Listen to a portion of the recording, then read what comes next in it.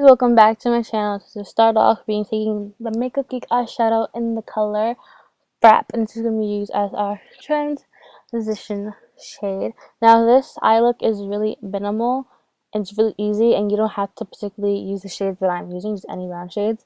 Now I'm taking Cocoa Bear, also from Makeup Geek. Any shadows you see in my Z palette are from Makeup Geek. So yeah, this is going right below that shade, more into the crease. This is like just a whole bunch of like really warm, nice brown shades. Nothing really special. Now we're taking the shade Mocha, which is still warm but a lot deeper, and this is gonna go like really into the crease, like more inside. Like my favorite word on this channel is depth, and that's what we're creating is depth. Now that's pretty much it for eyeshadow as wise. I wanted to keep it really easy. Like this is last minute, so like of course anybody has brown shades. Now I'm taking the Stila Glitter Magnificent eyeshadows. I actually forgot what these are called, but pretty sure you guys know what they're called. This is in their silver shade, and this is gonna go right on the lid. And like what I love about these is, like, as you can see, I'm just straightly applying this. No primer, no glue, no mess. It's just really simple. All you have to do is just swipe it on, and it has a lot of payoff and a lot of coverage. So like if you need a last minute look, this is like the way to go, because you could really do this like anywhere, like in a car. Okay, peep the finger. Like, do you guys peep the finger out going up? Like, that's all I could look at when I was editing this video. So what we're gonna do is we're gonna start creating the the eye, like the little eye effect. It's like an Egyptian eye, I think. So we line the top, and then from the inner corner, we're going to exaggerate it and bring it down into a little point, like you're creating a little triangle. As you can see, I don't know if you can really see it. I tried it. If I zoom in too much, it was out of frame, so this is as far as good as it could get. So after we make that little point, we're going to start dragging it below the lash line. We're leaving about a little bit of space because we need to fill it in with white. Now you could do the white first and then the black, but this is what worked like best for me.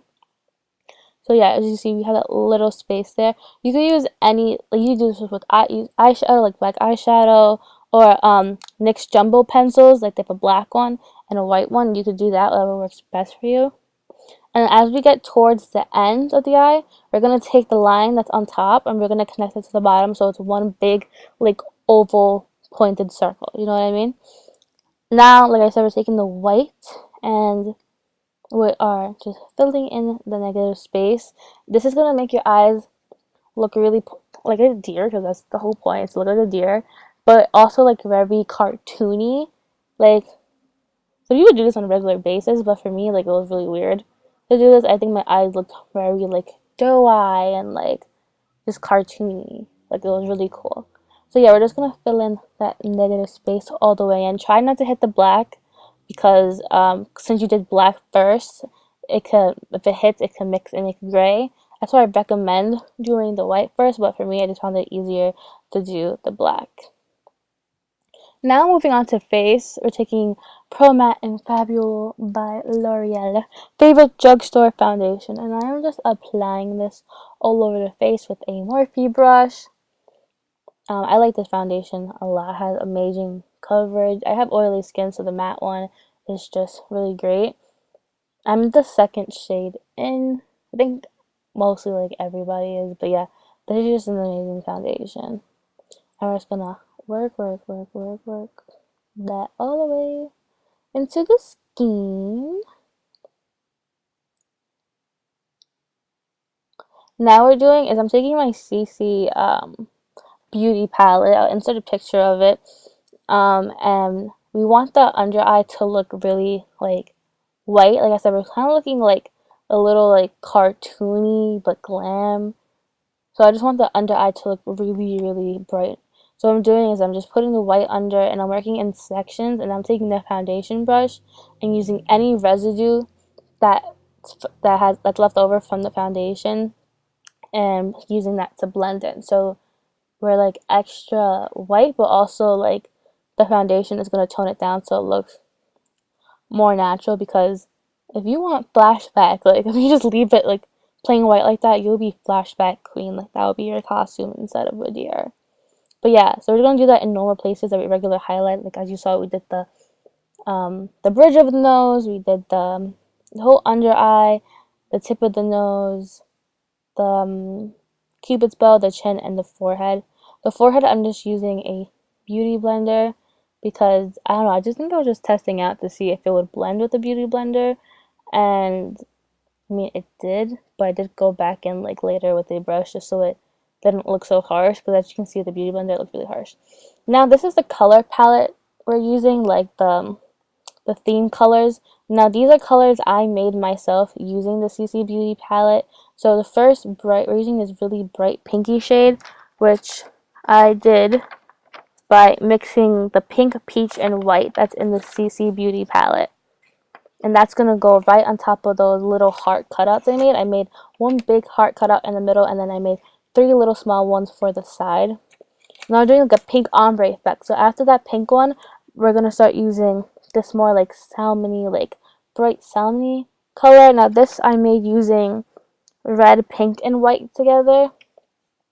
Like I said, they didn't really have colors I wanted, so I just made my own like pink color scheme. And I'm just going to start blending that right all over the little hearts that we created. I did use duo lash glue to adhere these things to my face. I wouldn't recommend that. I would recommend actually taking tape and putting that on. Then after that, we're going to be using the darkest pink, which I did making red, pink, and peach. And this is just going to go on the edges. Now, this doesn't have to be perfect or anything. I'm just going into like an ombre effect. So if you want to bring the red higher, or just, just blend it like literally everywhere, because I even brought it up to like where the light pink was, just so you have a nice gradient effect. So this was really cool to make. Now what I'm doing is I'm pulling with some tweezers. I am pulling out the stars, not the stars, the hearts. Wow, the hearts. As you can, I don't know if you could tell, but my forehead, you can see like a little patch, and that is from the glue. I picked up the white from earlier. So that's why I said I would recommend using tape instead of glue. Now what I'm doing is I'm taking the same heart from earlier, and this does not have to be perfect. Like I didn't like do it in any order. I just kind of winged it, and I started putting the hearts on my cheek. I think I did 4 on each side, and I don't even think the sides matched up. Like you really don't need to. The whole point is just to see the hearts in general. Doesn't need to like be parallel to each side. Now what I did is I'm doing the same technique as before, but I'm carrying on from the last shade, which is the dark one, the darkest pink, and I'm starting to go over the hearts in the back. And then as I move forward, I'm taking that middle shade, the second shade that we used, and that's going to be blended more out towards the face, like in the front of the face. And just keep blending and blending and blending. So it's like you get a nice gradient effect. And then the same thing when you start taking all the hearts off. And as you can see, you have all these beautiful hearts all over your face. And then just with the back of the beauty blender, because I didn't really use that part, I am just blending it away so that it doesn't look so like a harsh pink line. Now we're creating the tip of the nose. I'm still using the CC Beauty palette, and I'm just on the tip of the nose creating a little deer nose. Now, after I did this, I thought to myself I should have actually did this in pink. So if you want, so you could be more of like a love deer, I would recommend doing nose in pink. I feel like that would be cute. And then right now we're just doing the little line to connect it to the top of the mouth.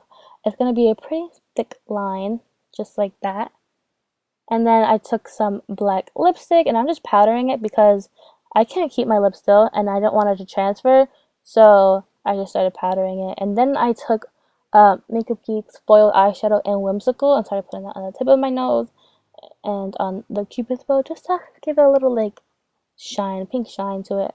Now what I'm doing lastly to tie it all together is I'm taking these like, I think they're reindeer, but like essentially deer like antlers that I got from Claire's. I think it's really cute.